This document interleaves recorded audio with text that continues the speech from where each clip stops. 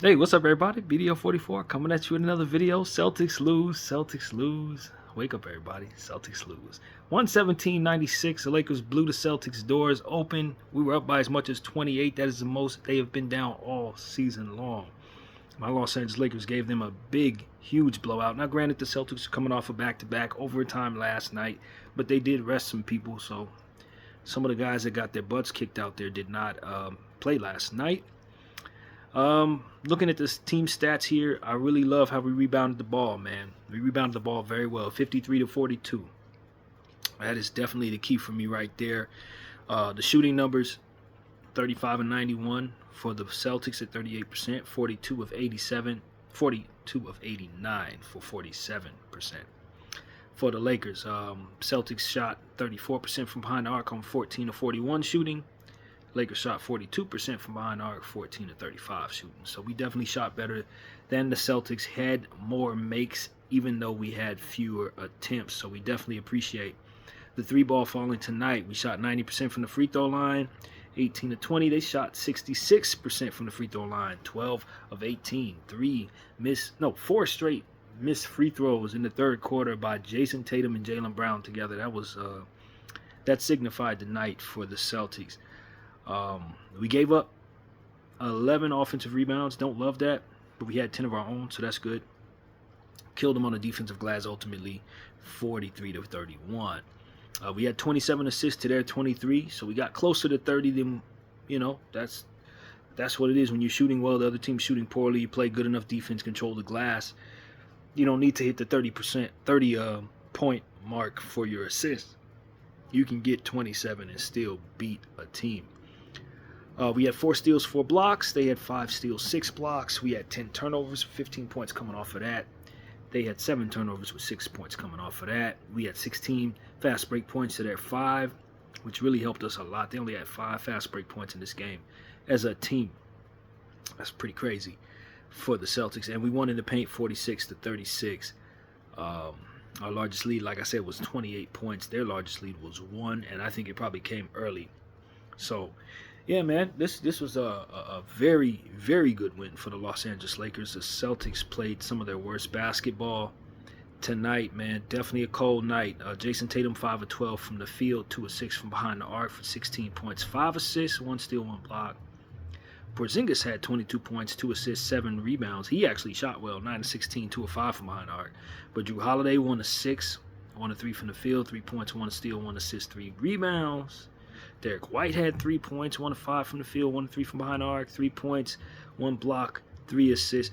I tell you, man, when you can shut down Jrue Holiday and Derek White to where they only have 6 points, 4 assists, and 7 rebounds between the two of them, yes, you are going to win basketball games against the Celtics. That is not what you're going to see very often. And Derek White, we had been pointing out how he had been playing poorly throughout the course of these last 5 games here and there. Some really wild performances. This is just another bad Derek White performance. And couldn't come at a better time for the LA Lakers. Jrue Holiday came home and stunk the joint up. I'm sure his defense played, like he normally does. He played good defense, but his offense was horrific for the Celtics, and we could not be more pleased with that. Jaylen Brown, 7 of 19 from the field, 3 of 9 from behind the arc. Another cold performance there. 7 of 19, yeah, that's cold. That's pretty cold. And 17 points, 1 steal, 3 assists, 8 rebounds. So it's a cold night from the Celtics, man. Peyton Pritchard was terrible shooting the ball, 2 of 12 from behind the arc, 1 of 5 from the 3, 7 points, 2 assists, 2 rebounds, and some of them points came in garbage time. So I don't know. Hey, player to target for the Celtics, Jaden Springer. He played great against the Clippers last night, and he played great in garbage time. 4 of 5 from the field, 2 of 2 from behind the arc for 10 points, 1 assist, 2 rebounds. If the Celtics let him go, we need to pick him up. Somebody does. Jaden Springer's been in the league for at least 6 years. Never really got an opportunity. I think he was drafted to the Sixers. I remember when he was drafted. Pretty nice power forward-ish player. He is playing well right now. He's developing pretty well, and I think the Celtics need to find more minutes for him somewhere in there. So that's just what needs to be said. Jaden Springer's playing great and has been in Los Angeles in both of these games. Sam Hauser tried to get them going, hit 2 threes in the fourth quarter. Tried to get them going, didn't work. 6 points, 2 rebounds for him. Al Horford had 2 points, 2 assists, 4 rebounds, 1 of 5 from the field, 0 of 3 from behind the arc. Al Horford, 24 minutes, a non-factor. We definitely appreciate that. Luke Cornett 1 for 3 from the field for 4 points, 4 rebounds. Neemias Queta had 6 points, 2 steals, 3 boards, 3 assists, 1 board. It's pretty good production for 9 minutes of play. And that does it for the Celtics right there. They just did not get a whole lot out of anybody other than basically Porzingis. He was the only Celtic. Him and Jaden Springer were the only Celtics that really actually played well for their standards. I don't think you can say that Jason Tatum played well with 16 points, 5 assists, and 6 rebounds. When you go into the Lakers building, that's not going to be a memorable performance. So we definitely like how the Celtics only were able to put up 96 points against us. That is fantastic. It's the best offense in the NBA, arguably. 31-14 record, and they came in here and laid a proverbial egg off of back-to-back. And I really do want to thank the Clippers for taking them all the way to overtime last night. I think it did a lot in making them what they were tonight for us to finish off. So I really appreciate them beating them up like that. For the Lakers, let's talk about our stats, man. Dalton Knecht played very well off the bench, 13 points, 4 rebounds. I would have loved to see him get more minutes because he was on a heater tonight, and we just didn't give him the minutes. 14 minutes in total, 3 or 4 from behind the arc, 5 or 7 from the field. Gabe Vincent, love what I saw from Gabe Vincent, although he did shoot 1 3-point shot that I just thought was indicative of some of the things we used to complain about when he takes shots that just were off rhythm, didn't touch nobody else.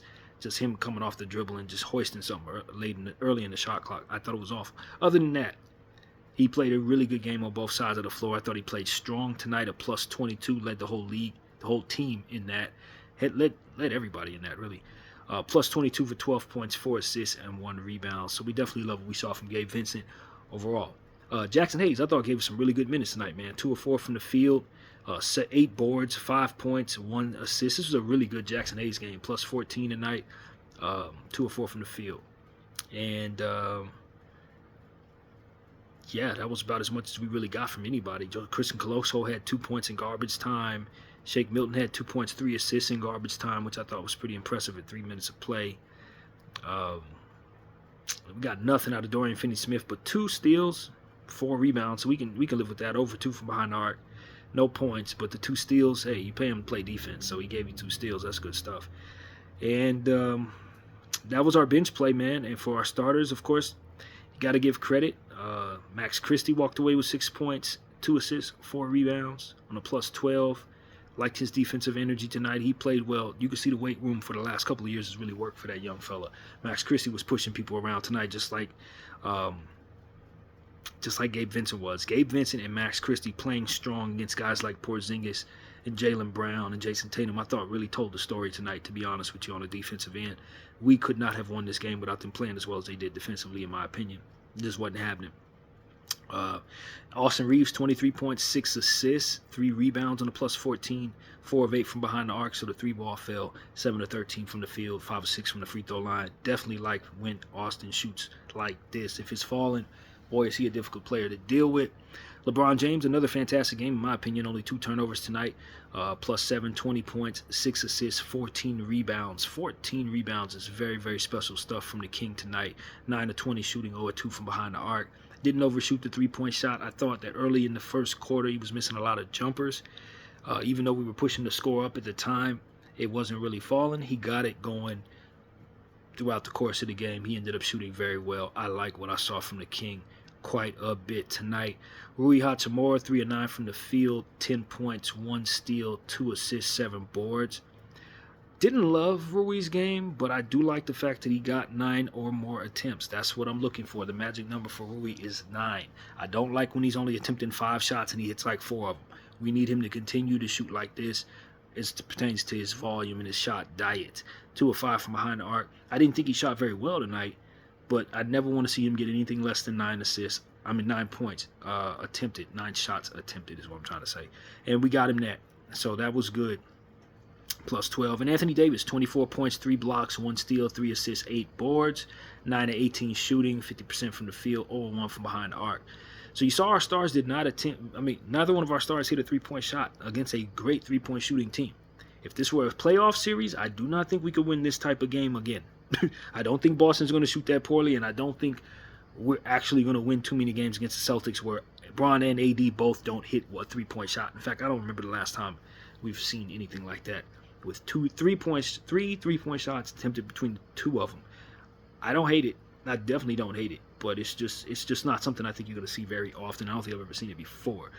So I think that's noteworthy, man.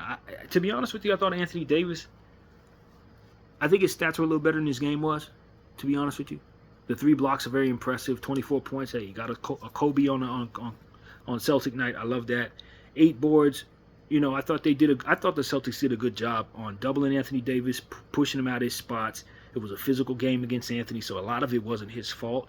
But I just didn't really love his energy tonight. I really didn't. I'm not going to lie to you. I didn't love his energy. I thought he looked a little step slow. And probably a lot of it had to do with the Celtics catering their entire defense around him. So that's really what I saw there. The numbers are good.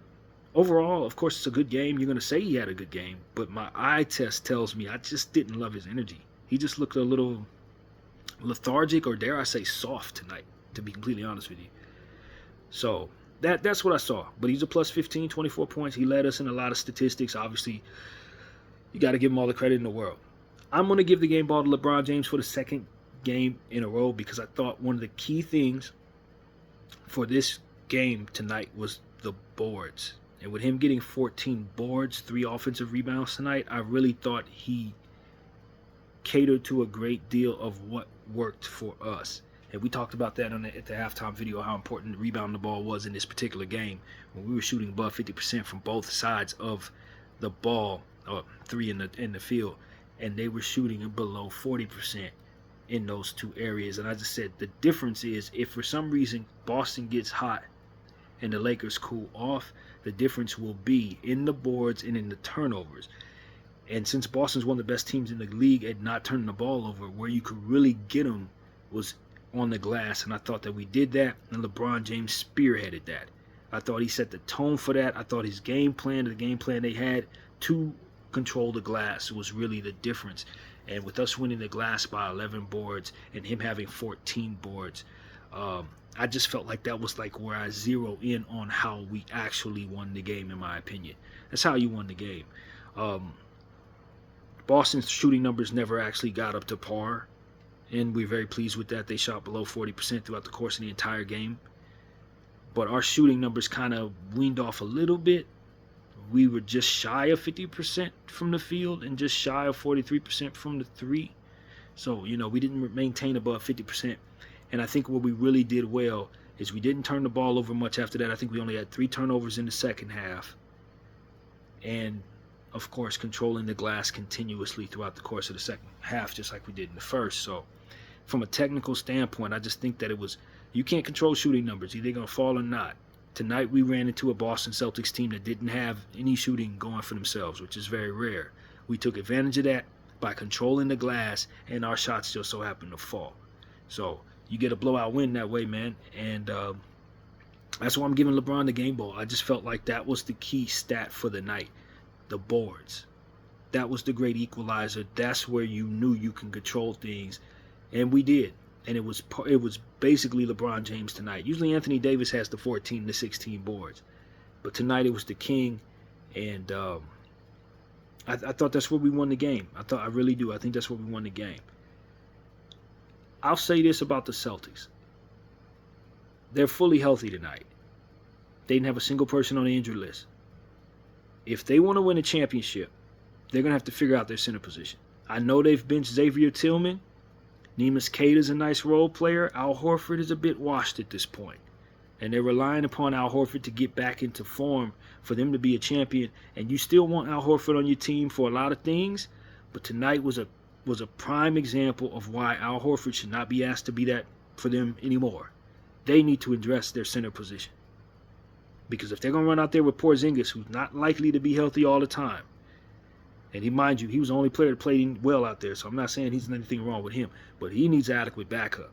The Celtics have not been playing their best ball, and when I look at that roster, Luke Cornett's kind of cool, you know what I mean? I like Luke Cornett. Can you really win against the Cleveland Cavaliers in their center position if you don't have a center out there that's better than Luke Cornett, Al Horford, or Neemias Queta? I think the answer is hell nah. Hell nah. I see a chink in the Boston Celtics armor, and I don't think they're getting past the Cleveland Cavaliers if they don't make a move to improve their center position right the hell now. I really believe that. I think it's going to hurt them come playoff time. They're a little too thin out there, a little too small out there. It's a little too much Peyton Pritchard, Derek White, and Drew Holiday at the point guard position for the Boston Celtics to repeat, in my opinion. It's just a little too much small. You can't count on Al Horford anymore. So that's just an observation. Not that I care about the ops, but it's definitely an observation. At any rate, they're not the only one who need a center, because we definitely do. We got good play out of our backup centers, so we're very happy about that. It was good to see our guy, Christian Koloko, get some minutes tonight in garbage time. I want to see him get a role on this team full time, man. I think we're a much better team with him out there and his shot blocking. I thought, like I said, Jackson Hayes had one of the better games of the season for himself tonight. The numbers don't necessarily tell the story, but the 8 boards were very key for his basketball club off the bench. And what can I say, man? Gabe Vincent played well. Dalton Connect got his shot going. I was very pleased with Dalton finally being able to get some confidence out there. And we got enough. We got enough out of everybody, man. We did what we needed to do. We scored 117 points, and I think our defense was very solid. I don't think it needed to be, given the fact the Celtics couldn't hit a damn shot, but that's neither here nor there. We held the defending champions under 96 points when they averaged like 117 or something like that. So we beat the Celtics at their own game.